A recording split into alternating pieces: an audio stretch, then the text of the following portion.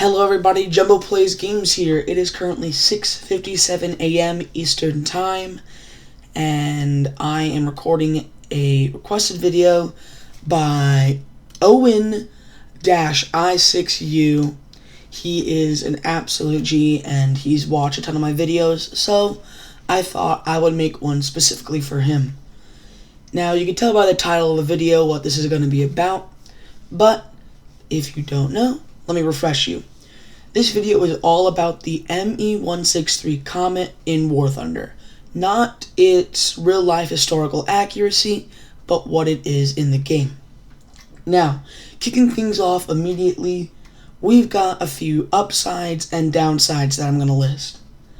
The downsides are that it doesn't have too much fuel, it is not as fast as most jets in its BR, you have to play it like an energy fighter half the time, and it has the Mark 108 cannons, which, if you know, are like flying dinner plates, and they lose speed very, very fast.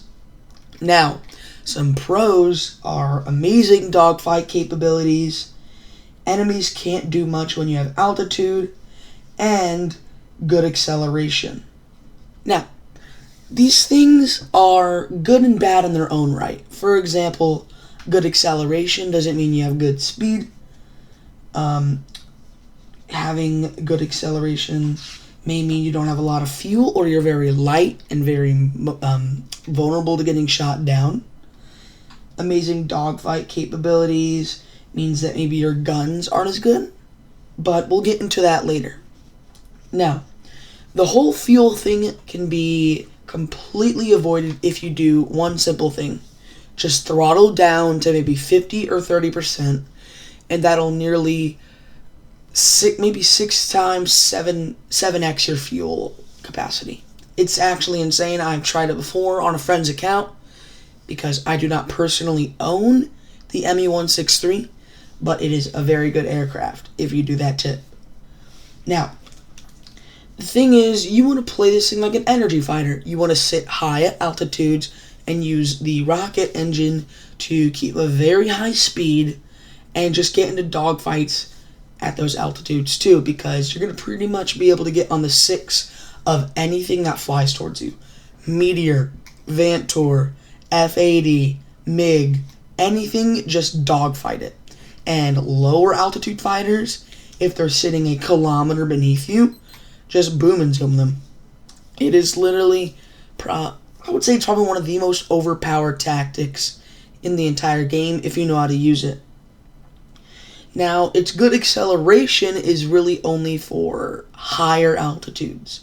The low altitude acceleration is subpar, I would say, but I would say if you are above 3,000 meters, the acceleration is going to be good, and you're probably going to want to use that as an advantage for energy trapping, for getting into good positions while you're dogfighting, or just to keep space from people if you're in a furball with 2 or 3 people. Now, the Mark 108s are something that greatly hinders this aircraft. If it had something like the Mark 103s or the MG-151s, I would probably like this aircraft more, but it does have the Mark 108s, which are super duper low velocity and are very difficult to aim. Now, most experienced players know how to aim the Mark 108s. Me, not being a very experienced player, I have trouble with this a lot, and I would get within maybe 300, 200 meters of the enemy to even land a shot. But that's usually how you want to play the Mark 108s, as a close-range, close-quarters gun. It's not like a 50 cal that you could take head-ons and win them from like 1.5 kilometers away. They are slow and they hit hard. So you want to use them just like that. You want to get up close, pull a lot of lead, as I've learned, and shoot the enemy down. Now, let me go to my next page of notes. When you have altitude, there is something that you want to do, and it is very specific, and not a lot of people know about it. When you're at altitude, you don't want to be greedy. If you're greedy in the ME-163, you're going to run out of fuel, ammo, and you're probably going to die. What you got to do is you got to choose your most threatening targets first, and then go after the bombers or the mediocre fighters. For example, if I see an F-80 and I see a MiG-9 and I see an A4 on my screen, which you most likely won't see because the A4 is 8.7 and the F-80 is 7.7 at the max. But I would probably go after something like the F-80 or the MiG-9, not the slower A4. Because you can outrun that thing very easily. In fact, you can pretty much outmaneuver, outrun, pretty much everything except outgun it if the A4 has gun pods. And A4s typically take those 3 gun pods. Now, dogfight capabilities, really good at pretty much every altitude, as I said before. Now, in order to use that, you want to keep your speed up and use the airframe to slow down and get on people's sixes. If you're in an up tier, play it more like an energy fighter. If you're in a down tier, this will definitely apply to you. You practically want to show the enemy that you're here and be like, hey, come and get me, I'm defenseless, and then just pull up on their 6, deliver some Mark 108s into their burner, and win the fight. It's that simple. And I find it very, very funny that this happens a lot. And the time that I was playing on my friend's computer in the 163, I did this a lot, got 4 to 5 kills per match.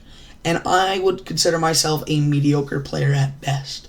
So if you are even slightly more experienced than me, then you're going to have a lot better time in this thing.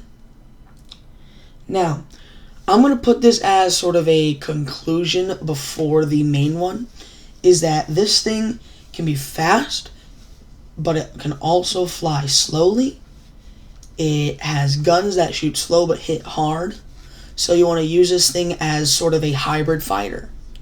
Now, going to the main conclusion, you don't want to be greedy in this aircraft. You want to fly fast, and you want to get into dogfights a lot. You want to stay with you want to keep altitude over your enemies, and if you don't have altitude, do not engage in fights. You want to reverse people that are on your 6 and get on their 6. And you want to not use a lot of fuel in order to not run out. Like I said, cut back to maybe 30-50% throttle, and you should be fine. Anyways, that's the video. I hope you guys enjoyed, and I will see you guys on the next time. Jumboplaysgames out.